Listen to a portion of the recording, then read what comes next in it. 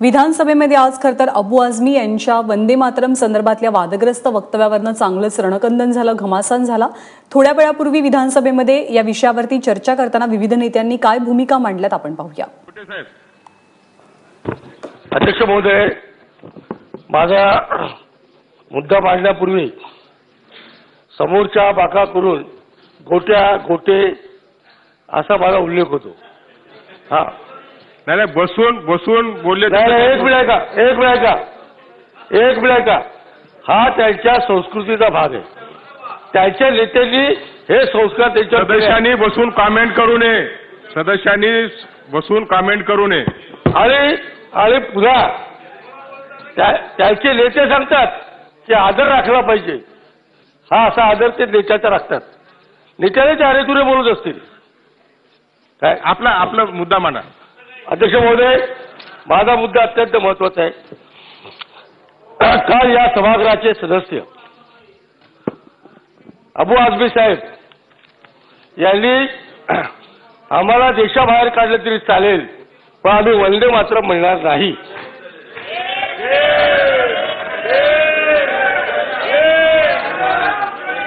आपण बसा, बोलू द्या। अध्यक्ष महोदय, आणि त्याला अनुमोदन देणारं वक्तव्य वारिस पठाण यांनी केलेलं आहे। अध्यक्ष महोदय, माझा साधा सवाल आहे, एकदम सिंपल। पाकिस्तान हे मुस्लिम राष्ट्र आहे।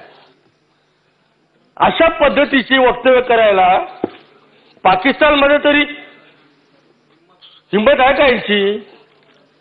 काय अध्यक्ष महोदय, मी एक तुम्हाला छोटीशी गोष्ट सांगतो। परमवीर चक्र अब्दुल हमीद यांनी पॅटर्न रणगाडे तोडले आणि त्याचा शेवटचा शब्द होता भारत माता की जय, वंदे मातरम। अध्यक्ष महोदय, जरा नीचे बैठोगे? आपण बसा। हे बस खाली बस। आझमी साहेब, आपण बसा।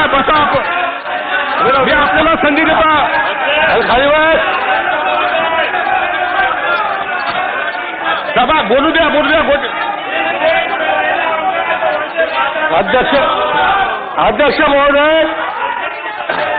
अध्यक्ष महोदय, सभागृहात शांतता ठेवा। खाली जरा।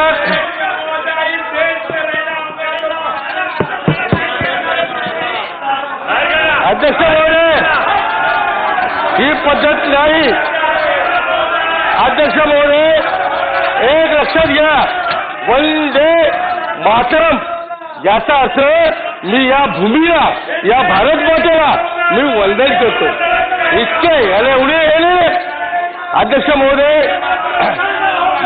या देशात राहायचं असेल तो इस देश में रहना होगा तो वंदे मातरम, इस देश में रहना होगा तो वंदे मातरम कहीं नहीं होगा। हाँ, याद रखो, अगर आपको वंदे मातरम नहीं कहना है तो तुम्हारी देश में तुम चले जाओ। जितेंद्र आव्हाड लागला मला सल्ला द्यायला लागला मला।